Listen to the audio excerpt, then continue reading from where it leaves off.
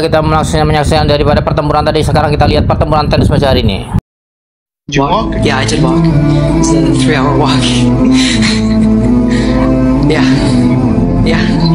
MashaAllah, takbir. The youngster walked 3 hours. How old are you? I'm 14. 14? Okay, why'd you walk? Hasanat. Hasanat? How much hasanat? 35,000. 35,000 steps? 35,000 steps. So you counted your steps? Yeah. Get the hasanat? Yeah. MashaAllah. And how did you hear about the program? Online. I found it online. Yeah. And when did you revert? March 19th, 2023. Allahu Akbar. So, literally 1 year ago. How and why did you revert? Because I believe Islam is the only religion left in this world. Because every other religion has lost its value. How so? So in Christianity, there's 45,000, 50,000 denominations maybe. And in Christianity, there is so many different contradictions. You can't even count them. For example, when I was young, maybe 9, 10 or so, I was always taught Jesus is God. Even when I was that young, I knew Jesus was not God. Just something in me told me that Jesus was not God. I knew he was still important, but there was something inside of me that just was different. I was always drawn to Islam even from a young age. I was researching it. It took me maybe not too long to understand it was the truth. So 3 days before Ramadan, I went to the masjid, took my shahada. Allahu Akbar. Allahu Akbar. Takbir. Allahu Akbar. Warahmatullahi wabarakatuh. Alhamdulillahirabbil alamin. Wassalatu wassalamu ala asrobil anbiya'i wal mursalin Sayyidina Muhammadin wa ala alihi washabihi ajma'in. Hadirin yang dirahmati oleh Allah Subhanahu wa taala, hari ini saya akan menyampaikan tentang keutamaan daripada sholat berjamaah tentunya, karena sholat ini adalah tiang agama. As-sholatu imaduddin. Sholat itu adalah tiang agama.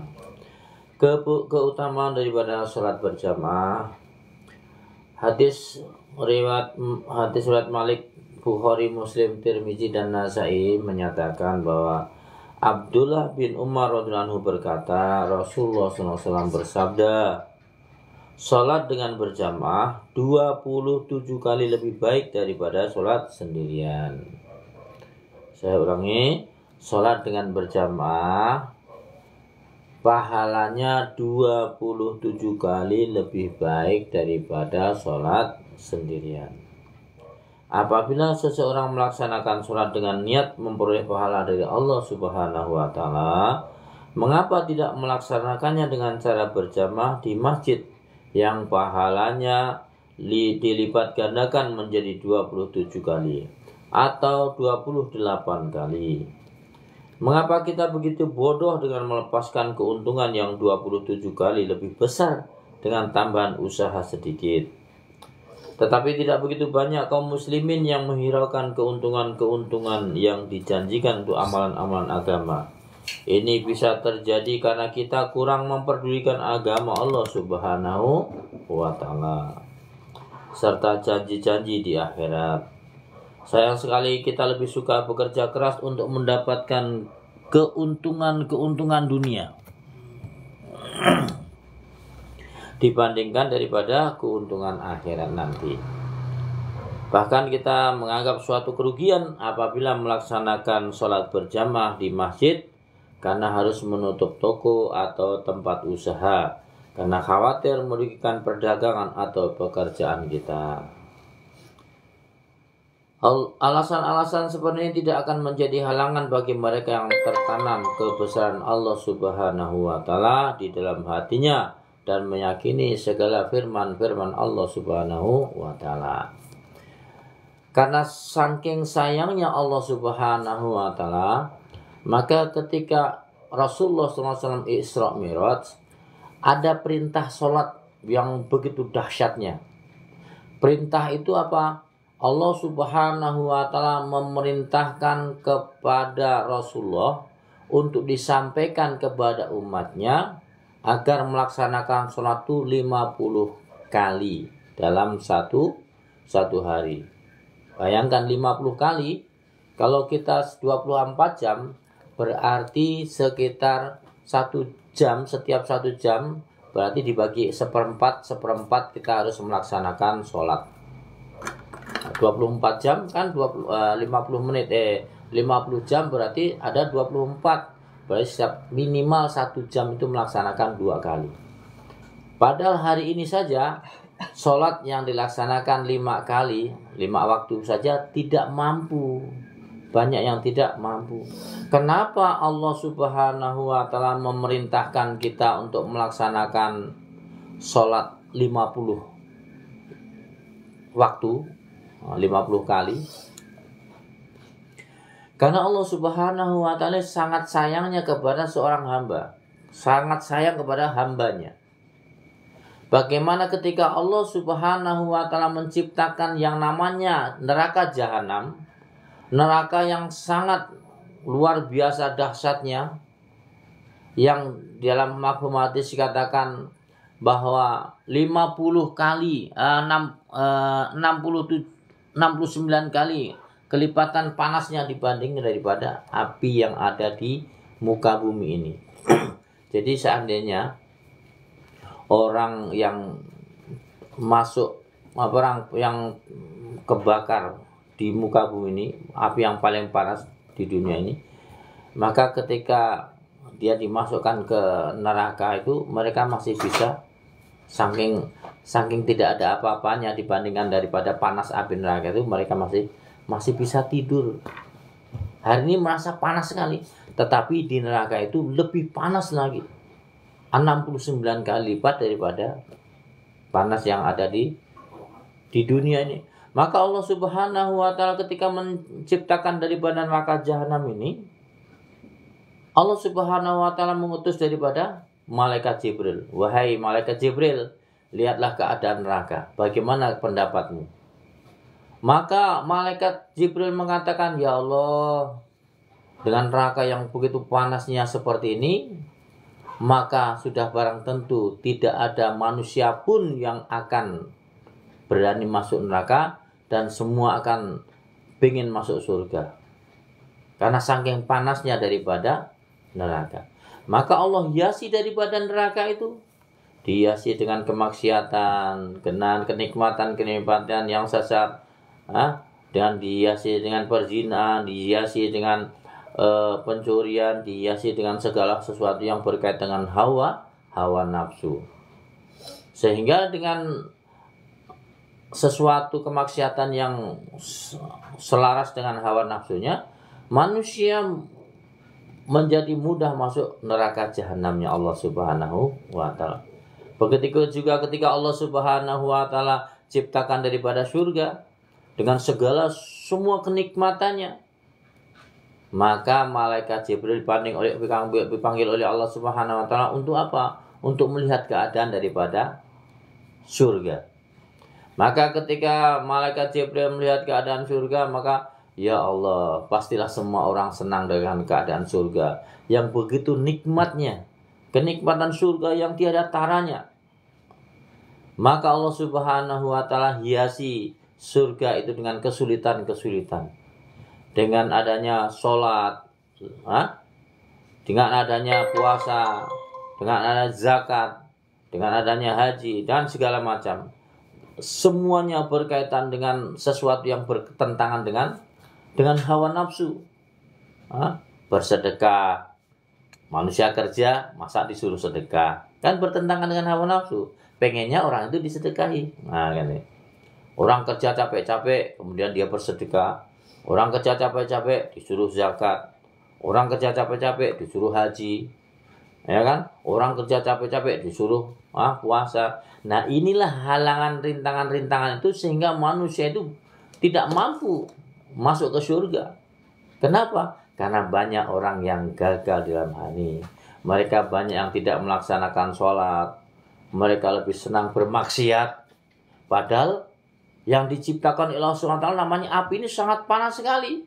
Tapi manusia berbondong-bondong masuk ke nerakanya Allah Subhanahu wa Ta'ala. Nah, saking daripada panasnya api yang sangat kuat ini, Allah Subhanahu wa Ta'ala sangat sayang kepada hambanya. Agar apa? Agar kamu jangan masuk nerakanya Allah Subhanahu wa taala, neraka jahanam yang begitu dahsyatnya ini. Sehingga diharapkan dalam artian manusia ini melaksanakan sholat 50 waktu ini supaya manusia ini benar-benar taat kepada Allah Subhanahu wa taala. Allah Subhanahu wa taala sendiri yang menciptakan daripada jahanam ini begitu ada perasaan bagaimana manusia ini nanti masuk daripada nerakanya Allah Subhanahu wa taala. Padahal Allah yang menciptakan sendiri dan keganasan daripada jahanam itu. Maka Allah Subhanahu wa taala ini memberikan kesempatan kepada hambanya untuk senantiasa bertobat. Orang yang sudah bermaksiat sampai menjelang nazaknya, sakaratul mautnya, Allah masih bisa menerima apabila dia mengucapkan kalimat La ilaha illallah Muhammadur Rasulullah. Maka akan diterima daripada taubatnya.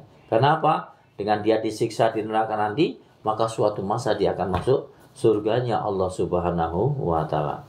Kenapa? Karena siksa daripada neraka ini, orang yang tidak beriman kepada Allah Subhanahu wa taala, ya, maka dia akan disiksa di neraka itu selama-lamanya.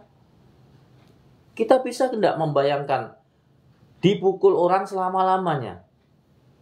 Kalau dipukul di dunia ada akhirnya. Apa itu? Mati. Tapi kalau dia disiksa di neraka, dibakar di neraka, ini orang-orang beriman harus yakin bahwa neraka itu ada. Kalau dia dibakar di neraka, dia disiksa selama-lamanya. Khalidina fiha abadan. Mereka akan hidup selama-lamanya, tidak ada kematian. Di neraka disiksa dalam keadaan hidup, tidak mati, disiksa selama-lamanya. Bisa tidak kita membayangkan siksa selama-lamanya?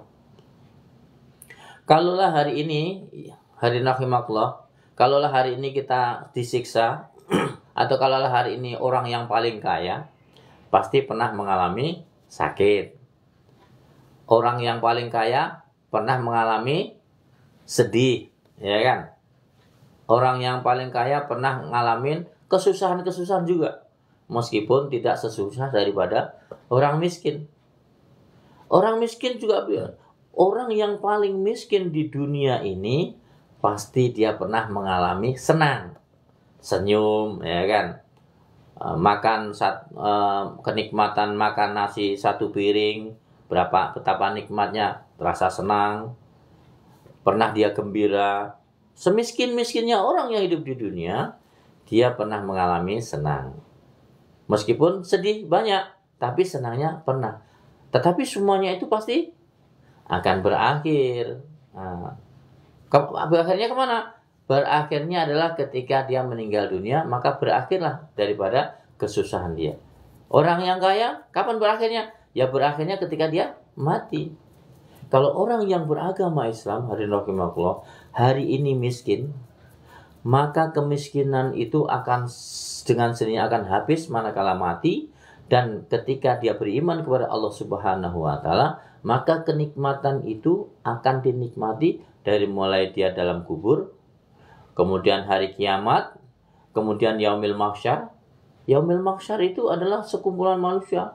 Manusia dikumpulkan di yaumil mahsyar selama 50.000 tahun. Satu hari di dunia satu hari di akhirat sama dengan 1000 tahun di dunia. Belum lagi nanti titian sirat, mendaki 500 tahun, menurun 500 tahun, mendata 500 tahun. Titian sirat itu adalah satu tempat yang sangat-sangat berbahaya bagi orang-orang yang tidak beriman. Mereka akan melewatinya selama apa? 1.500 tahun. Satu hari di akhirat sama dengan 1000 tahun di dunia. Setelah itu mereka akan antara masuk neraka atau lulus masuk ke surganya Allah Subhanahu wa taala. Hadirin yang dirahmati oleh Allah Subhanahu wa taala, inilah rasa sayangnya daripada Allah Subhanahu wa taala agar manusia taat kepada Allah Subhanahu wa taala agar terselamat daripada siksanya Allah Subhanahu, yaitu neraka jahanamnya Allah Subhanahu wa taala. Maka di sini pentingnya daripada sholat, perintah sholat, agar kita bisa menjadi orang yang wa ulaika humul muflihun, orang-orang beruntung. Hari ini yang dirahmati oleh Allah SWT, demikianlah apa yang saya sampaikan pada pagi hari ini, mudah-mudahan bermanfaat dan diakhiri dengan doa kifaratul majlis. Subhanallah wa bihamdihi, subhanallah wa bihamdika, asyhadu an la ilaha illa anta, astaghfiruka wa atubu ilaik. Mudah-mudahan kita selamat, Anda selamat, kita selamat, semuanya selamat masuk surganya Allah Subhanahu wa taala. Assalamualaikum warahmatullahi wabarakatuh. Selamat bekerja. Sallallahu